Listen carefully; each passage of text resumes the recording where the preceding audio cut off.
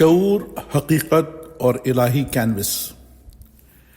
Double سلٹ تجربہ جدید طبیعت کے سب سے پراسرار مظاہروں میں سے ایک ہے۔ یہ بتاتا ہے کہ روشنی اور مادہ یعنی وجود کی بنیادی اینٹیں کبھی امکانات کی لہروں کی طرح اور کبھی حقیقت کے ذرات کی طرح برتاؤ کرتے ہیں، اور یہ سب اس بات پر منحصر ہے کہ آیا انہیں دیکھا جا رہا ہے یا نہیں۔ جب ان کی پیمائش نہیں کی جاتی تو وہ تداخل کے نمونے بناتے ہیں، گویا وہ لہروں کی مانند کئی راستوں پر بیک وقت چل رہے ہیں، لیکن جب انہیں مشاہدے میں لیا جائے تو وہ ٹھوس ذرات کی طرح ظاہر ہوتے ہیں، جیسے کہ وہ ایک حتمی نتیجہ چن لیتے ہیں۔ یہ تضاد ہماری حقیقت کے فہم کو ہلا دیتا ہے۔ کیا کائنات ایک غیر جانبدار سٹیج ہے جو ہم سے الگ وجود رکھتی ہے، یا پھر یہ شعور، فکر اور مشاہدے کے ساتھ گہرے رشتے میں جڑی ہوئی ہے؟ معیاری طبیعیات اسے ڈی کوہرنس کے اصول کے ذریعے سمجھاتی ہے، یعنی آلات یا ماحول کے ساتھ تعامل کو اس کی وجہ بتاتی ہے، لیکن کچھ مفکرین جیسے جان ویلر نے کہا ہے کہ ہم ایک شرکت کرنے والی کائنات یعنی پارٹیسپیٹری یونیورس میں رہتے ہیں، جس میں کائنات مشاہدے کے عمل سے وجود میں آتی ہے۔ اس تصور میں شعور صرف کائنات کو دیکھتا ہی نہیں بلکہ اسے حقیقت میں ڈھالنے میں بھی شریک ہوتا ہے۔ یہاں قرآن کی بازگشت صاف سنائی دیتی ہے جو کہتا ہے، بے شک اللہ کسی قوم کی حالت نہیں بدلتا جب تک وہ خود اپنی حالت کو نہ بدلے۔ یعنی باطنی تبدیلی، فکر اور شعور کی تشکیل بیرونی حقیقت کے اظہار سے جدا نہیں۔ قرآن خود بھی حقیقت کی دو پرتوں کا ذکر کرتا ہے۔ سورہ آل عمران آیت نمبر 7 میں محکم اور متشابہ آیات کا ذکر آیا ہے۔ محکم آیات وہ ہیں جو واضح اور فیصلہ کن ہیں، دین اور اخلاق کی بنیاد فراہم کرتی ہیں، مثلا توحید، جواب دہی اور عدل کی ناگریز ضرورت۔ متشابہ آیات وہ ہیں جو علامتی اور تمثیلی ہیں، جن میں عرش کی تصویر کشی، جنت و جہنم کے مناظر اور غیب کے اشارے آتے ہیں۔ یہ جھوٹ نہیں بلکہ آئینے ہیں جو اپنے سے آگے اشارے کرتے ہیں، ایسی نشانیاں جو الفاظ کی گرفت سے بڑے حقائق کی طرف رہنمائی کرتی ہیں۔ کائنات بھی اسی دوہری نوعیت کی حامل ہے۔ اس میں قوانین اور مستقل مزاجیاں ہیں جیسے کشش ثقل اور علت و معلول، اور ساتھ ہی وہ راز بھی ہیں جو جیسے ہی ہم انہیں تھامنا چاہیں تو تحلیل ہو جاتے ہیں، بالکل ویسے جیسے مشاہدے پر لہریں ذرات میں بدل جاتی ہیں۔ رومی نے کہا ہے، حق ایک آئینہ تھا جو خدا کے ہاتھ میں تھا، وہ گر کر ٹکڑے ہو گیا، ہر شخص نے ایک ٹکڑا اٹھا لیا اور سمجھا کہ وہی سچائی ہے۔ محکم آیات وہ ٹکڑے ہیں جو ہم مضبوطی سے تھام سکتے ہیں، اور متشابہ وہ جھلکیاں ہیں جو ہمیں لامحدود کل کی یاد دلاتی ہیں۔ نفسیات بھی یاد دلاتی ہے کہ انسانی شعور ہماری مکمل آگاہی کا صرف ایک حصہ ہے۔ شعور کے نیچے لاشعور بھی ہے، جہاں جذبات، یادداشتیں اور پوشیدہ ڈھنگ ہماری زندگیوں کو ڈھالتے ہیں۔ خواب، الہام، اچانک بصیرت یا انٹیوشن اور انجانا خوف اسی سے جنم لیتے ہیں۔ قرآن کہتا ہے، ہم انسان کی شہ رگ سے بھی زیادہ قریب ہیں۔ اس کا مطلب یہ ہے کہ ہماری اندرونی گہرائیاں ہی وہ مقام ہے جہاں الہی قرب سب سے زیادہ نمایاں ہوتا ہے۔ ابن عربی نے تخلیق کو تجلی کہا ہے، یعنی خدا کی خود انکشافیت۔ ان کے مطابق کائنات خدا کی ظاہری صورت ہے اور خدا کائنات کی باطنی حقیقت ہے۔ اس لحاظ سے ہمارا لاشعور انسانی ذہن اور خدائی ذہن کے درمیان ایک پل کی مانند ہے، جہاں امید اور سکون کی سرگوشیاں ہمیں چھوتی ہیں۔ لیکن اگر خدا ہمیں امید کی طرف دھکیلتا ہے تو پھر ہم مایوسی، غصہ، خوف اور بے بسی کیوں محسوس کرتے ہیں؟ قرآن سورہ شمس میں جواب دیتا ہے، قسم ہے نفس کی اور اس کی جس نے اسے درست کیا، پھر اس کے اندر اس کی بدی اور نیکی الہام کی، والہمہا فجورہا وتقواہا۔ یعنی اللہ نے ہمارے اندر دونوں صلاحیتیں رکھی ہیں۔ تخلیقی تختہ سفید ہے اور چاک ہمارے ہاتھ میں۔ ہم چاہیں تو حسن کے نقش کھینچیں یا انتشار کے۔ منفی خیالات اجنبی نہیں بلکہ الہی ڈیزائن کا حصہ ہیں۔ یہی وہ خام مواد ہیں جس سے ہم بڑھتے ہیں۔ اندھیروں پر قابو پانے کے بعد روشنی کی اصل چمک نمایاں ہوتی ہے۔ ان کے خلاف جدوجہد ہی دراصل جہاد نفس ہے۔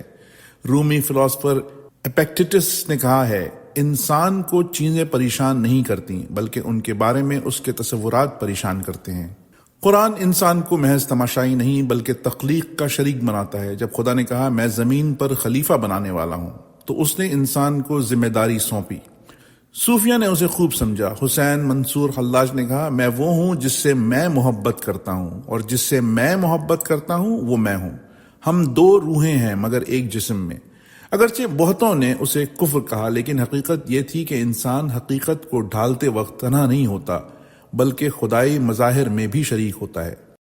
اس نظر سے ڈبل سلٹ تجربہ صرف طبیعیات کا مسئلہ نہیں بلکہ وجود کی تمثیل ہے۔ حقیقت امکانات کی صورت میں موجود ہے اور شعور، خواہ انسانی ہو یا خدائی، ان امکانات کو حقیقت میں بدل دیتا ہے۔ ہمارے خیالات اور نیتیں اگر خدا کے شعور سے ہم آہنگ ہوں تو ہم تخلیق کے شریک بن جاتے ہیں۔ خدا نے کینوس دیا ہے، چوک دی ہے اور ہر روح میں رہنمائی کی سرگوشی ڈال دی ہے۔ رومی نے نصیحت کی، دل کی بدلتی رتوں کو قبول کرو، حتیٰ کہ اندھیری سردیاں بھی، کیونکہ کون جانے انہی ویرانوں میں بہار سانس لے رہی ہو۔ فلسفہ جدید بھی اس سوال سے دوچار ہے کہ شعور کیوں موجود ہے؟ اگر مادہ جمودی ہے تو اس سے خود آگاہی کیسے پیدا ہوئی؟ کچھ فلسفی پین سائیکزم کی بات کرتے ہیں کہ شعور حقیقت کا بنیادی جز ہے۔ کچھ آئیڈیلزم کو مانتے ہیں کہ شعور ہی وجود کی اصل ہے اور مادہ اس کے اندر ایک مظہر ہے۔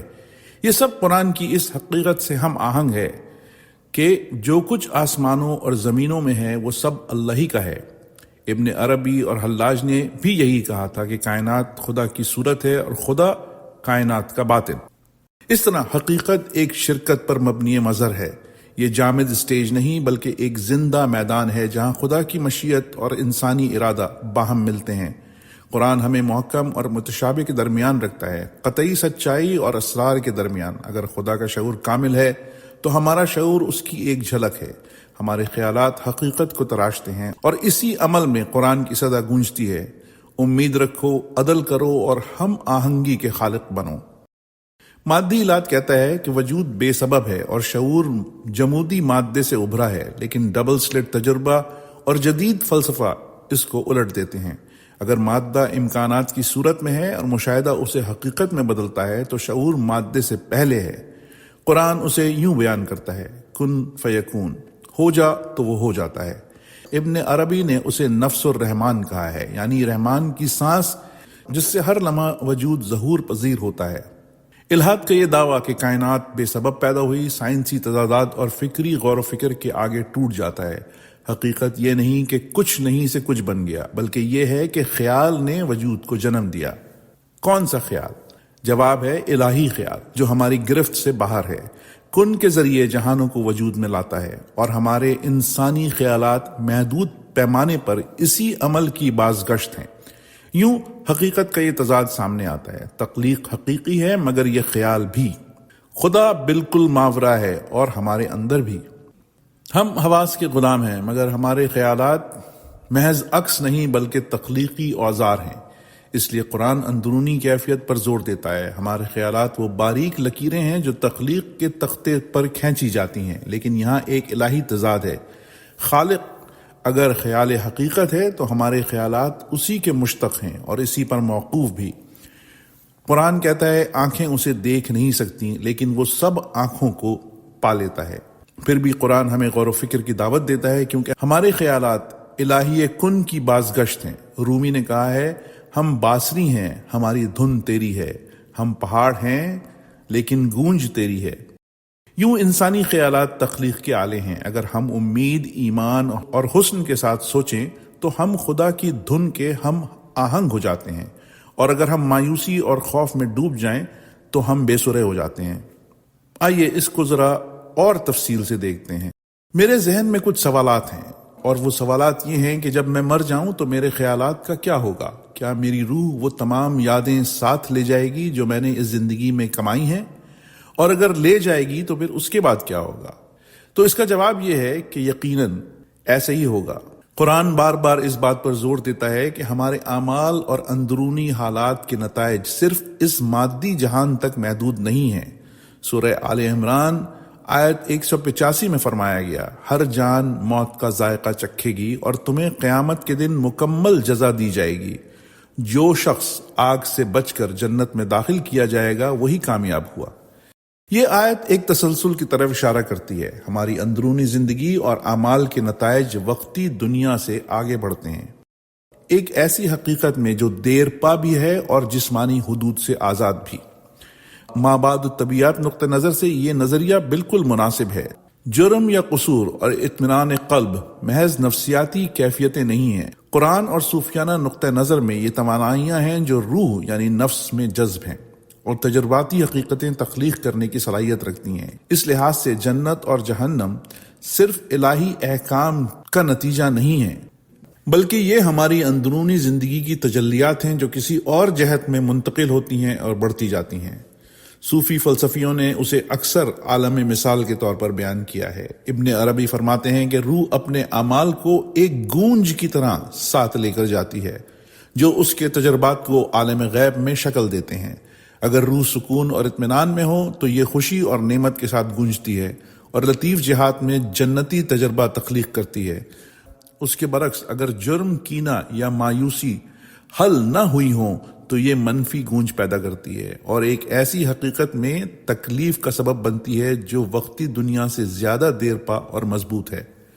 یہ خیال پہلے ہمارے دوہرے سلٹ تجربے اور شرکت دار کائنات کی مثال سے بھی مطابقت رکھتا ہے۔ جیسے شعور ممکنات کو مادی جہان میں حقیقت میں بدل دیتا ہے، ویسے ہی روح کی اندرونی زندگی اخلاقی اور جذباتی ممکنات کو آخرت کی حقیقتوں میں بدل دیتی ہے۔ فرق صرف یہ ہے کہ آخرت کی جہت میں یہ تبدیلی بہت زیادہ شدت اختیار کر لیتی ہے۔ خیالات اور احساسات سے پیدا ہونے والے ڈھانچے زیادہ حقیقی اور زیادہ پائیدار ہیں۔ قرآن اس بات کو واضح کرتا ہے جب دنیاوی زندگی اور آنے والی دائمی زندگی کا موازنہ کرتا ہے۔ قرآن کہتا ہے دنیا کی زندگی صرف کھیل اور تفریح ہے اور آخرت کا گھر اللہ سے ڈرنے والوں کے لیے بہتر ہے۔ یہاں بہتر کا مطلب صرف اخلاقی برتری نہیں بلکہ وجودی برتری بھی ہے، ایک ایسی حقیقت جس کا وزن اور دوام مادی کائنات کی ہر چیز سے زیادہ ہے۔ یہ فریم ورک ایک اہم معبود طبیعی سوال کو بھی حل کرتا ہے، اخلاقی کوشش اور روحانی پاکیزگی پر زور کیوں دیا گیا ہے؟ یہ صرف وقتی دنیا میں سماجی ترتیب بنانے کے لیے نہیں بلکہ روح کی گونج کو اس طرح ہم آہنگ کرنے کے لیے کہ یہ اعلیٰ جہتی حقیقتوں کو پیدا کرے جو الہی ہم آہنگی سے مطابقت رکھتی ہوں۔